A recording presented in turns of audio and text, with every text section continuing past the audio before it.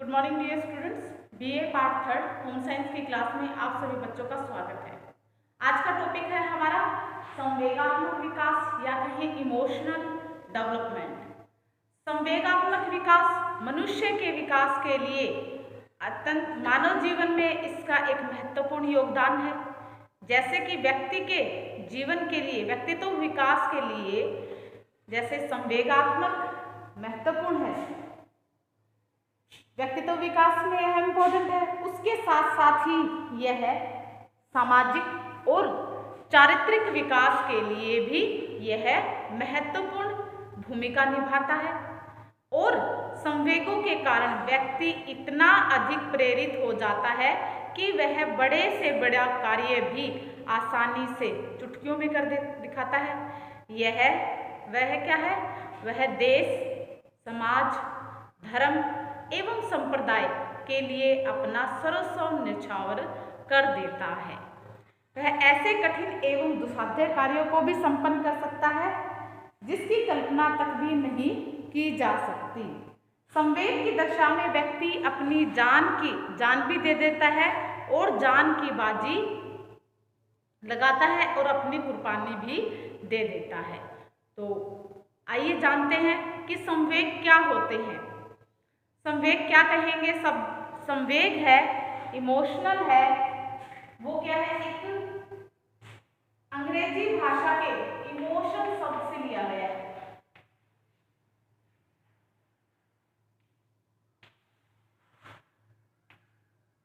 संवेग है वो अंग्रेजी भाषा के इमोशन शब्द से लिया गया है, जिसका हिंदी रूपांतरण लैटिन भाषा के, जो कि किससे बना है? ये लैटिन भाषा के किससे बना है? इमोवर से बना है। ये लैटिन भाषा का शब्द है।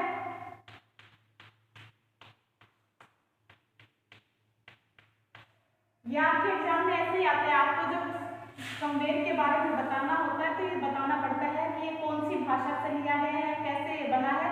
तो ये लैटिन भाषा का शब्द है इमोवल, उसी से क्या बना है? इमोशन बना है। और ये क्या है? इसका संवेग है वो इसका हिंदी रूपांतरण है। संवेग इसको हिंदी में कहते हैं, जिसका अर्थ होता है, इसका अर्थ क्या होगा? हिला देना, उत्तेजित करना। हिला देना एक तो ये होता है इसका जो अर्थ है, और उत्तेजित करना।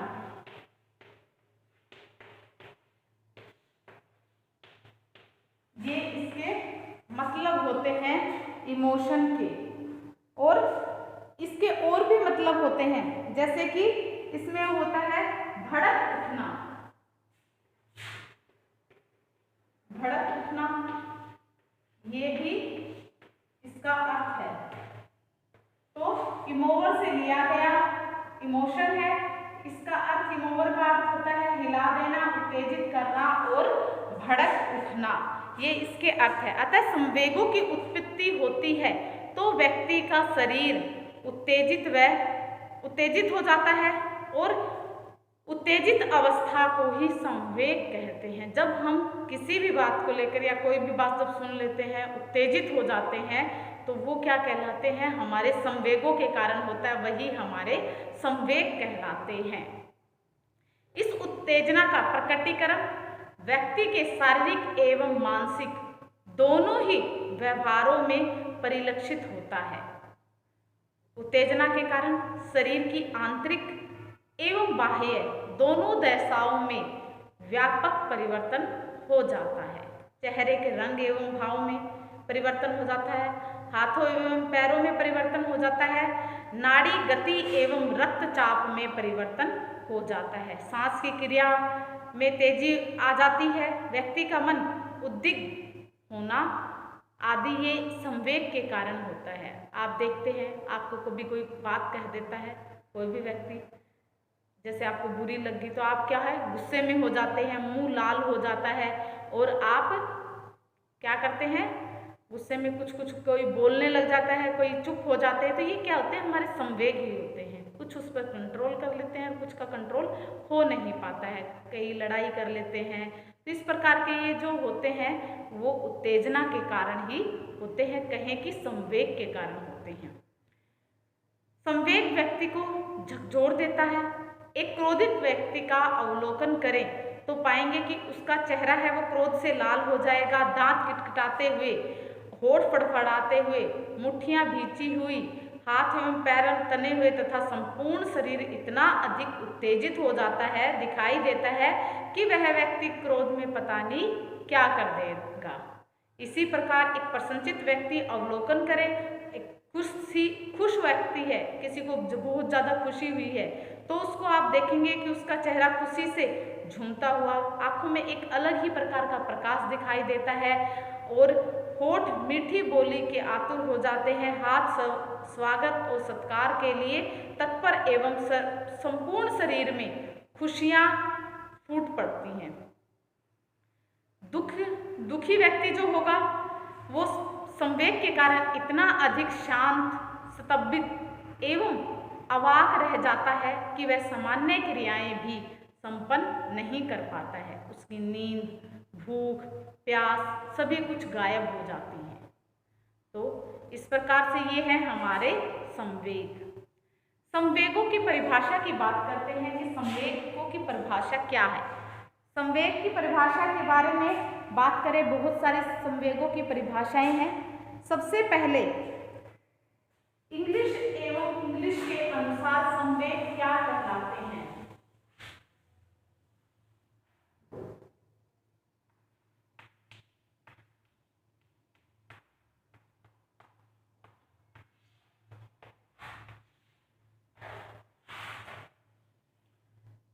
संवेग में हम सबसे पहले करेंगे इंग्लिश एंड इंग्लिश के अनुसार।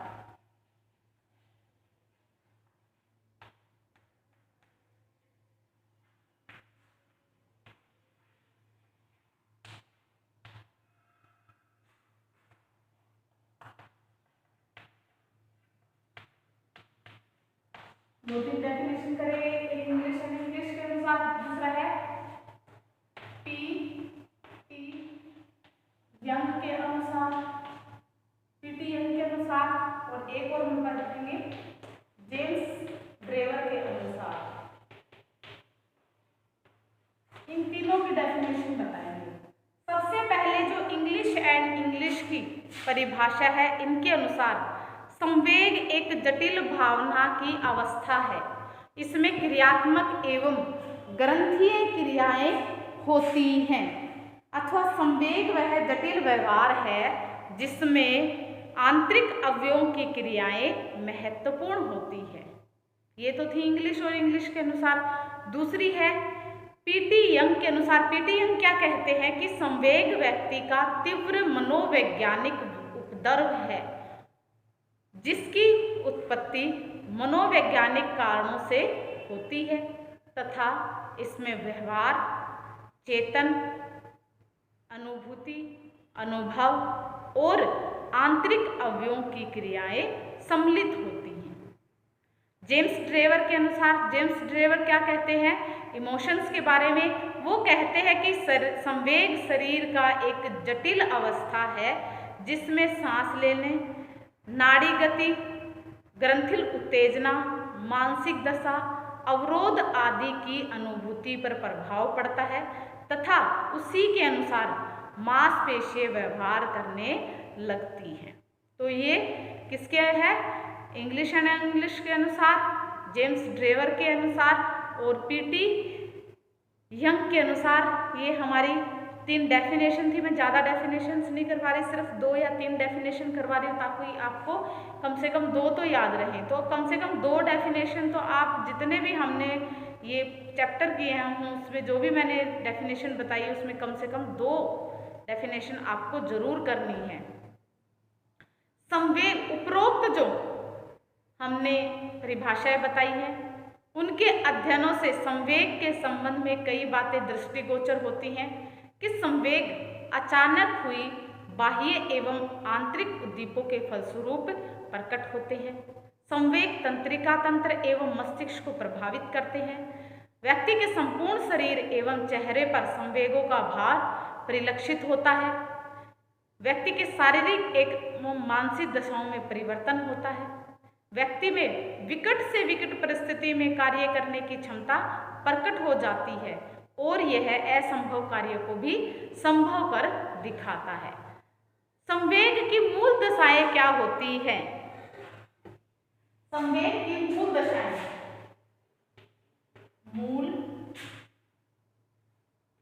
संवेग की मूल दशाएं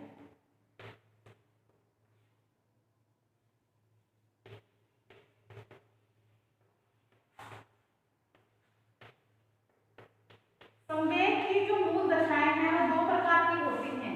एक बाह्य शारीरिक दशाएं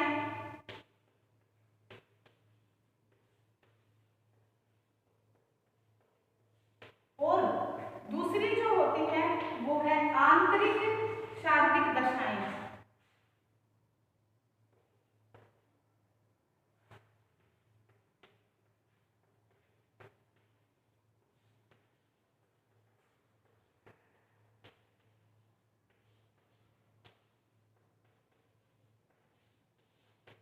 ये दो क्या है, इसकी मूल दशाएं होती हैं। बाह्य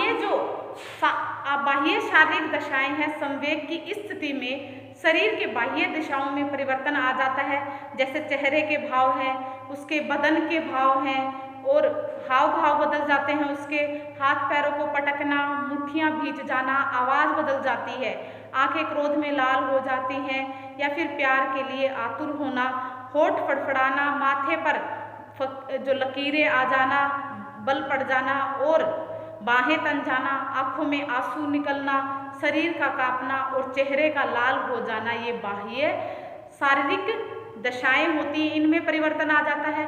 वहीं आंतरिक शारीरिक दशाओं में भी परिवर्तन आ जाता है, जैसे कि इसमें नाड़ी गति, जो हमारी पल्स रेट होती है वो बढ़ जाता है, बीपी बढ़ जाता है, सांस की गति तेज हो जाती है, सांस लेना तेज हो जाता है, रक्तचाप में परिवर्तन आ जाता है, बीपी अभी बताया, बीपी में परिवर्तन आ जाता है, रक्त की रासायनिक संगठन में भी परिवर्तन आ जाता है, शरीर की अंतःस्रावी ग्रंथियों में तथा पाचक रसों के क्रियाओं में भी परिवर्तन देखने को मिलता है। तो संवेग की ये बाह्य और आंतरिक दशाएं होती है जिनमें परिवर्तन आ जाता है।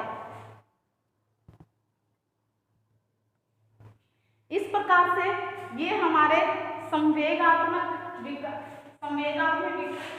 की कुछ परिभाषाएं थी, संवेग की मूल दशाएं थी।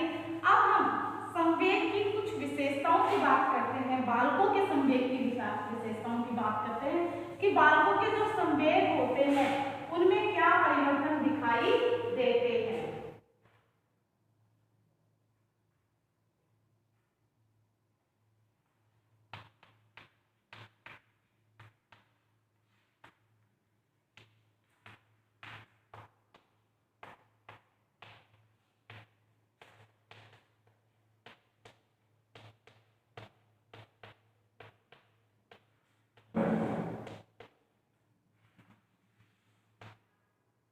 बालकों के संवेग की विशेषताएं क्या है? सबसे पहले है कि बालकों के संवेग है वो तीव्र होते हैं, संवेग है वो तीव्र होते हैं।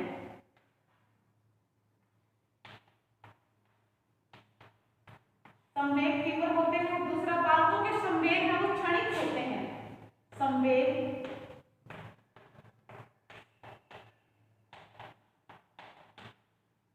क्षणिक होते हैं और पुनः पुनः प्रकट होते हैं, संवेग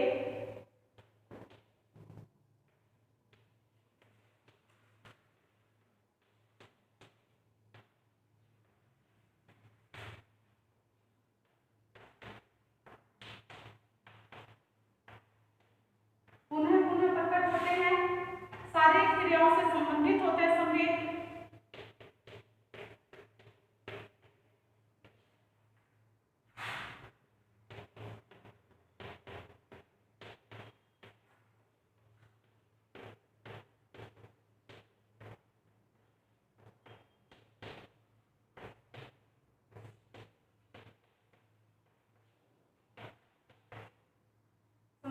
संबंधित होते हैं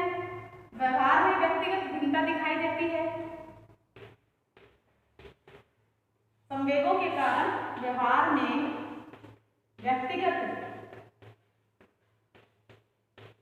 विभिन्नता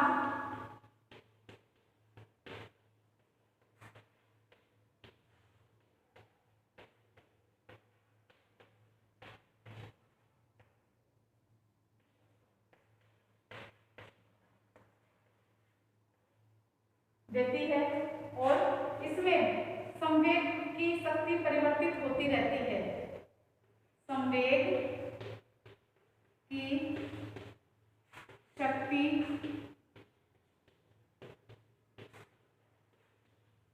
परिवर्तित होती रहती है। नेक्स्ट इसमें क्या है, व्यवहार संवेगात्मक व्यवहार आसानी से पहचाने जा सकते हैं। संवेगात्मक व्यवहार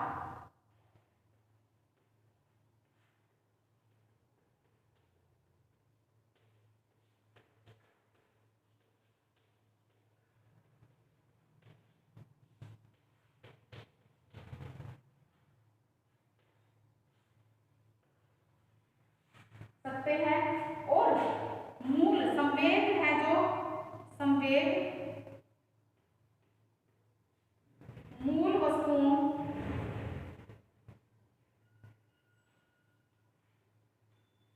वस्तुओं तथा परिस्थितियों से संबंधित होते हैं।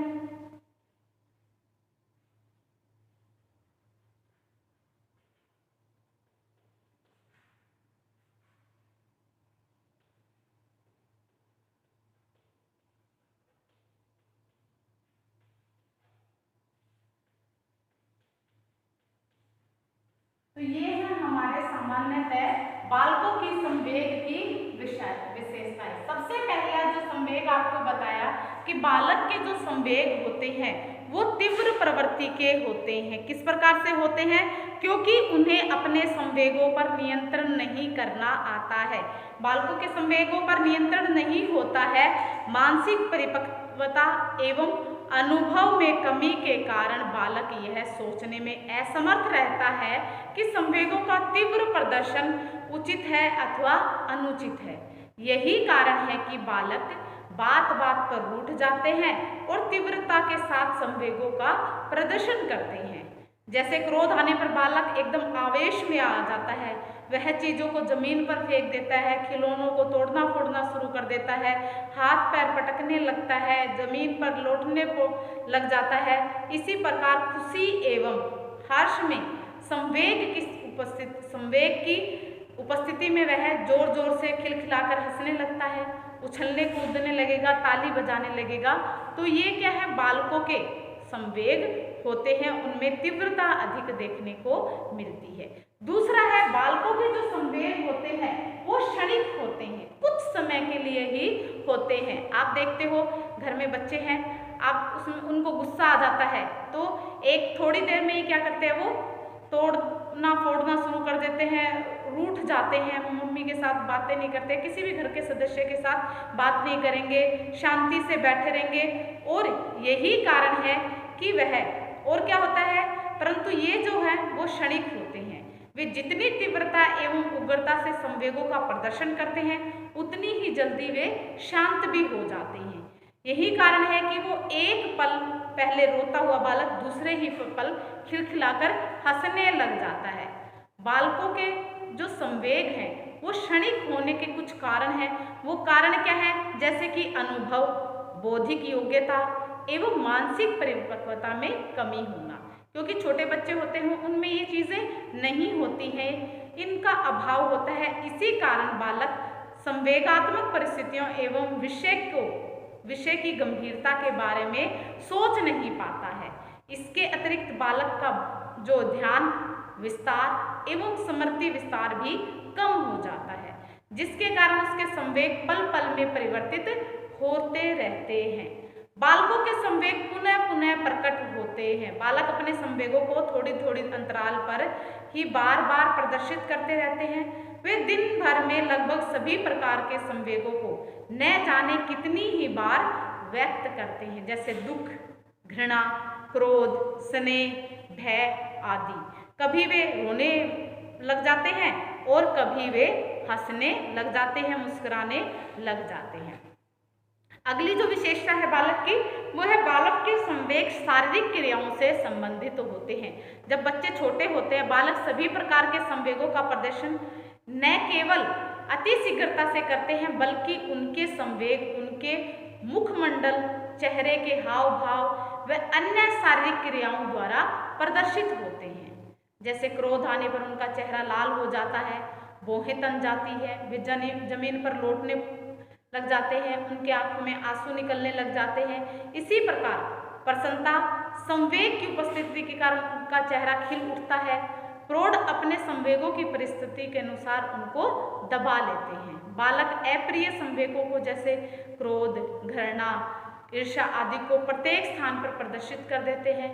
उनकी बेचैनी, रोना, चिल्लाना, द्विवाषपन देखना, नाखून काटना, अंगूठा चूसना आदि से बालकों की संवेगात्मकता का पता चलता है। तो ये वो शारीरिक क्रियाओं से संबंधित होते हैं, बच्चों के जो संवेग होते हैं। बालकों के जो संवेग होते हैं उनमें व्यवहार में व्यक्तिगत भिन्नता दिखाई देती है या झलकती है। सभी जो नवजात शिशु हैं उनमें संवेगात्मक व्यवहार में काफी समानता रहती है। वे सामान्य अनुक्रिया द्वारा अपने संवेगों को व्यक्त करते हैं। उनमें भय, खुशी एवं हर्ष जैसे संवेग एक समान होते हैं। जैसे 6 माह का बालक है, वो डरावनी आवाज एवं शोर को सुनकर रोने चिल्लाने लग जाता है। जैसे जैसे वह बड़ा होता जाता है, उनकी संवेगात्मक अभिव्यक्ति में भिन्नता देखने को मिलती है। अतः स्पष्ट है कि उम्र बढ़ने तथा मानसिक परिपक्वता के कारण बालकों के संवेगात्मक व्यवहार में भिन्नता दिखाई देती है। बालकों के संवेग की शक्ति में परिवर्तन होता है, ये भी एक विशेषता है। इसमें बालक पहले जिन संवेगों का प्रदर्शन बार बार एवं काफी उग्रता के साथ करता था, अब उन्हीं संवेगों का प्रदर्शन है वो धीरता एवं गंभीरता के साथ करने लग जाता है।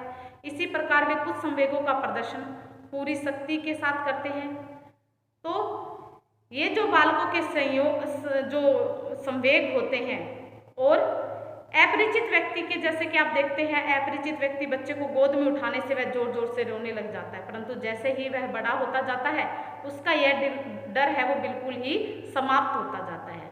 अब उसे अपरिचित व्यक्ति के साथ जाने में डर नहीं लगता है, झिझक नहीं होती है, क्योंकि वह अब समझने लगता है कि अजनबी से डरने की कोई आवश्यकता नहीं होती है।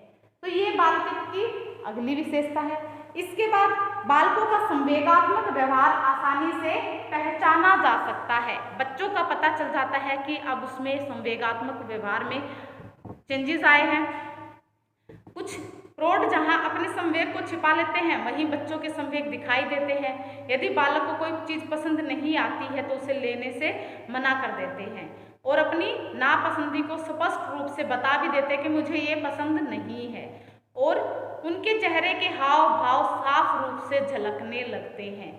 कई प्रकार के अध्ययन या शोध हुए हैं, उनसे पता चलता है कि लड़कियां अपने संवेगों को छुपाने में लड़कों से कहीं आगे रहती हैं। एक और संवेग है इसका, एक और क्या विशेषता है कि बालक के संवेग मूर्त वस्तुओं तथा परिस्थितियों से संबंधित होती है। मूर्त कौन से होते हैं? जो सामने दिखाई देती है, और अमूर्त होती है जो हमें दिखाई नहीं देती, हम उसके बारे में इमेजिनेशन करके सोच के उसके बारे में बता देते हैं कि वो चीज़ है। मान ले कहे कि आपको पता है, छोटे बच्चे के कहेंगे कि बुक, किताब, पेन, तो वो नहीं, उसका सोच नहीं सकते कि कैसा होता है। आप उसके सामने होगी तो वो बता देगा कि ये पेन है, ये किताब है, लेकिन तो ये क्या होता है? मूर्त अमूर्त होता है। बालकों का संवेग मुख्यतः मूर्त वस्तुओं से संबंधित होता है जो सामने रखी होती हैं। कीड़े मकोड़ों को देखकर भयभीत हो जाते हैं। जो व्यक्ति बच्चे को मारते पीटते हैं, डांटते फटकारते हैं, उन्हें देखकर भी बालक डरने लगता है। इसी प्रकार बालक हर्ष एवं प्रसन्नता की अभिव्यक्ति भी मूर्त वस्तुओं एवं व्यक्तियों को देखकर ही करता है। जैसे बालक माता को देखकर हर्ष से झूम उठता है और खिलखिलाकर हंसने लगते हैं, इसी प्रकार बालक मनचाहा खिलौना पाकर खुश हो जाता है। वहीं वयस्कों के संवेग काल्पनिक होते हैं, वह कल्पना मात्र से ही आनंदित या दुखी होते हैं। तो ये है बालकों के संवेगों की विशेषताएं। तो आज हमारा जो बालकों के संवेग है, यानी कि कहें कि इमोशनल डेवलपमेंट है, संवेगात्मक विकास है, उसके बारे में हमने यहाँ तक पढ़ा कि संवेग क्या होते हैं और इसके किस प्रकार से ये इनकी मूल संवेदनाएं होती हैं, किस प्रकार से दर्शाए जाते हैं, और इसके बारे में हमने इनकी विशेषताएं पढ़ी, इनकी परिभाषाएं पढ़ी। आज के लिए इतना ही। कल की क्लास में इसी टॉपिक के साथ फिर मिलते हैं। तब तक के लिए okay bye, have a nice day.